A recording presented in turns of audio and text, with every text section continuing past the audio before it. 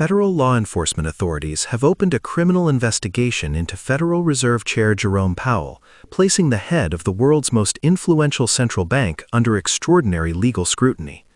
The probe focuses on Powell's June testimony before Congress concerning the Federal Reserve's $2.5 billion renovation of its Washington, D.C. headquarters, a sprawling modernization project that has become a lightning rod in the intensifying political battle between the Fed and the Trump administration.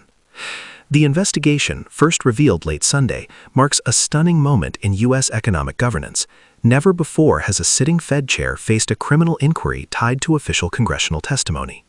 While the Justice Department has declined to outline the specific allegations under review, the move alone has sent tremors through financial markets, Capitol Hill, and central banks worldwide. At stake is far more than a construction project. The probe has reignited fears that the Federal Reserve's institutional independence, long viewed as a cornerstone of American economic stability, is being eroded by political retaliation tied to monetary policy disputes. Within hours of the investigation becoming public, Jerome Powell issued an unusually direct and forceful response. In a recorded statement released Sunday night, Powell asserted that the criminal probe is inseparable from his ongoing conflict with President Donald Trump over interest rates and monetary policy. Powell described the investigation as the culmination of months of mounting political pressure, characterizing it as a warning shot aimed not only at him but at future Fed leaders. The threat of criminal prosecution is not occurring in isolation, he said. It follows sustained efforts to pressure the Federal Reserve into adopting interest rate policies that align with political objectives rather than economic evidence. Powell warned that the situation represents a pivotal moment for the Fed's autonomy. This is fundamentally about whether monetary policy in the United States will continue to be set based on data, research, and long-term economic health, or whether it will be shaped by political intimidation. The statement was remarkable not only for its content but for its tone. Fed chairs traditionally avoid overt political commentary, even amid criticism. Powell's willingness to publicly frame the investigation as retaliatory underscores the severity of the moment. President Trump, when asked about the investigation during a televised interview on Sunday, denied having prior knowledge of the probe. However, his comments stopped short of expressing support for Powell. "I don't know anything about it," he said, "but I've said for a long time that he hasn't done a good job, at the Fed or with that building project." The White House later referred all questions to the Department of Justice. A DOJ spokesperson confirmed the existence of the investigation but declined to provide details, stating only that the Attorney General has directed prosecutors to prioritize cases involving the potential misuse of taxpayer funds. That statement did little to calm concerns that the probe could be politically motivated, particularly given the timing and the administration's long-running attacks on Powell. The criminal investigation follows nearly a year of intensifying clashes between Trump and the Federal Reserve Chair. At the heart of the dispute is monetary policy, specifically Trump's insistence that the Fed slash interest rates more aggressively to stimulate economic growth.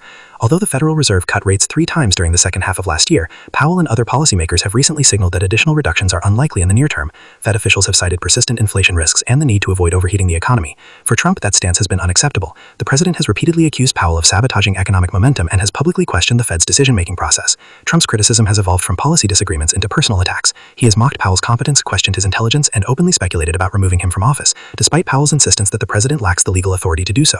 The Federal Reserve's headquarters renovation, initially a routine infrastructure project, has been transformed into a political cudgel. The Fed occupies 2 historic buildings near the National Mall, both constructed decades ago and long overdue for modernization. According to the central bank, the renovation addresses critical safety and operational issues, including asbestos removal, seismic upgrades, outdated electrical systems, and inadequate ventilation. Powell testified before Congress in June that the project was developed in coordination with multiple federal agencies, and that cost estimates changed as engineers uncovered unforeseen structural challenges. Critics, however, have seized on the ballooning price tag. Trump and his allies have repeatedly alleged mismanagement, waste, and incompetence, claims the Fed has vigorously denied. Last month, Trump escalated the rhetoric by suggesting he was considering legal action against Powell, accusing him of gross mismanagement of public funds. The hostility between Trump and Powell reached an unusually public peak in July, when the president joined the Fed chair for a guided tour of the renovation site. During the visit, Trump misstated the priceless cost while speaking to reporters. Powell corrected him on the spot, an exchange that visibly irritated the president and underscored the strained relationship between the two men. The moment quickly circulated online, symbolizing the broader clash between political authority and technocratic independence. Powell is not the only Federal Reserve official to face scrutiny under the Trump administration. Earlier this year, Trump targeted Fed Governor Lisa Cook, who had been appointed by former President Joe Biden. Trump and several allies accused Cook of mortgage fraud, allegations she has denied. Although no criminal charges were filed, Trump cited the claims when he removed Cook from her position in August. That decision is now at the center of a Supreme Court case, with justices set to hear arguments on whether the president had the authority to dismiss a Fed governor. Legal scholars say the outcome could redefine the balance of power between the White House and independent agencies. The criminal investigation into Powell has intensified fears that the Cook case was not an isolated incident, but part of a broader strategy to assert political control over the the central bank. For decades, investors, economists, and policymakers across the globe have viewed the Federal Reserve's independence as essential to economic stability. By insulating monetary policy from short-term political pressures, the Fed is able to focus on long-term goals such as price stability, full employment, and financial system resilience. This independence is one reason the US dollar remains the world's dominant reserve currency. Any perception that the Fed is being coerced or punished for resisting political demands risks undermining that credibility. This is not just a domestic issue, said one former central banker. It affects how global markets view the United States as a stable economic leader. Financial markets reacted nervously to news of the investigation. While major indices avoided immediate collapse, analysts noted increased volatility and heightened demand for safe haven assets. Krishna Guha, vice chairman of Evercore ISI, described the development as deeply unsettling. "We are stunned by this abrupt and disturbing escalation," Guha wrote in a note to clients. What had appeared to be a contained conflict between the administration and the Fed now risks becoming an open institutional war. Other analysts warned that even without charges, the investigation itself could weaken the Fed's authority by signaling that policy decisions may carry personal legal risks. The investigation comes at a pivotal moment. Powell's term as Fed chair expires in May, and President Trump is preparing to announce his nominee for the position. Trump has suggested that National Economic Council Director Kevin Hassett is under serious consideration. He has also interviewed former Fed Governor Kevin Warsh and is expected to meet with BlackRock executive Rick Rieder. The choice will shape U.S. and global economic policy for years, but the probe has already complicated the confirmation process.